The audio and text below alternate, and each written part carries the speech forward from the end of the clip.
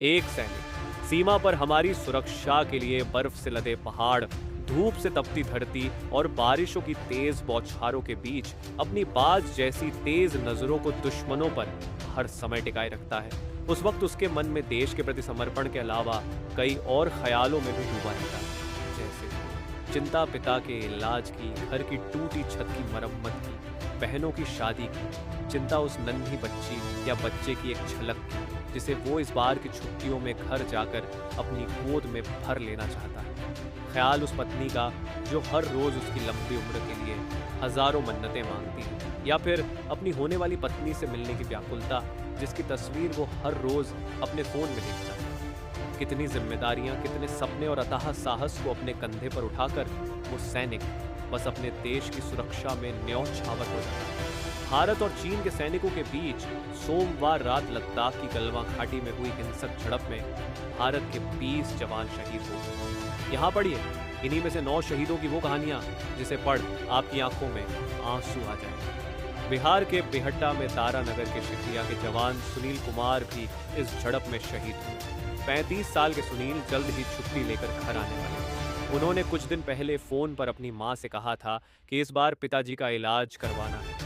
मां रोते हुए कह रही हैं अब तो वह खुद चला गया, अब कौन इलाज करवाएगा।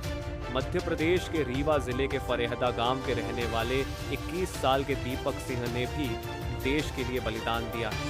सेना के अधिकारियों ने यह सूचना दीपक के पिता को मंगलवार रात फोन पर दी। जवान बेटे की शहादत की खबर से पूरे गांव में मातम पसर गया है। दीपक की शादी 8 महीने पहले ही हुई थी। दीपक के पार्थिव शरीर को गुरुवार को रीवा और फिर उनके गांव फरेहदा लाया जाएगा। छत्तीसगढ़ के जवान गणेश कुंजाम भी इस हिंसक झड़प में शहीद हुए हैं। कांकेर के क्रुटोला गांव के रहने वाले गणेश की 1 महीने पहले ही चीन सीमा पर तैनाती हुई थी। गणेश हिंसक झड़प में बुरी तरह घायल हो गए थे। उन्हें अस्पताल में भर्ती कराया गया लेकिन नहीं बच पाए। गरीब परिवार से आने वाले गणेश कुंजाम माँ बाप के इकलौते बेटे थे। 27 साल के गणेश 12वीं के बाद ही सेना में भर्ती हो गए थे। पिछली बार जब वो छुट्टी में घर आए थे तो उनकी शादी तय कर दी गई थी। हिंसक जाजीड डिच में समस्तीपुर के जवान अमन कुमार सिंह भी शहीद हुए।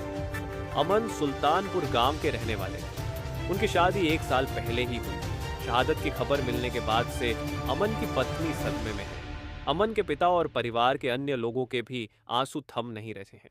पंजाब के मानसा के जवान गुरतेज सिंह भी चीन की सीमा पर शहीद भी हो गए। अभी 3 दिन पहले ही गुरतेज सिंह के भाई की शादी हुई, लेकिन सीमा पर तनाव की वजह से वह अपने भाई की शादी में शामिल नहीं हो पाए थे। भारत और चीन के बीच हुई DDDHP में हमीरपुर जिले के 21 साल के अंकुश ठाकुर शहीद हुए। अंकुश की शहादत की खबर सेना मुख्यालय से ग्राम पंचायत का डीडी ठोहता को फोन पर दी गई। इसके बाद हमीरपुर जिले में मातम पसर गया। शहीद अंकुश ठाकुर साल 2018 में पंजाब रेजिमेंट में भर्ती हुए थे। 10 माह पहले ही अंकुश ने ट्रेनिंग पूरी कर सेना ज्वाइन की थी। पूर्वी लद्दाख की गलवान घाटी में भारत और चीन के जवानों के बीच हुई झड़प में बिहार के सिपाही कुंदन कुमार भी शहीद हो गए। कुंदन कुमार बिहार के सहरसा जिले के बेहरा थाना क्षेत्र के अंतर्गत आरण गांव के रहने वाले थे। उनकी शहादत की खबर के बाद से उनके परिवारजनों का रो रो कर बुरा हाल है। वहीं कुंदन कुमार के पिता ने कहा कि उन्हें अपने बेटे की शहादत पर गर्व है। मेरे बेटे ने राष्ट्र के लिए अपना बलिदान दिया। मेरे 2 पोते हैं, मैं उन्हें भी सेना में भेजूंगा। 2012 में कुंदन सेना में शामिल हुए थे और 2013 में उनकी शादी हुई। कुंदन के 6 और 4 साल के 2 बेटे हैं।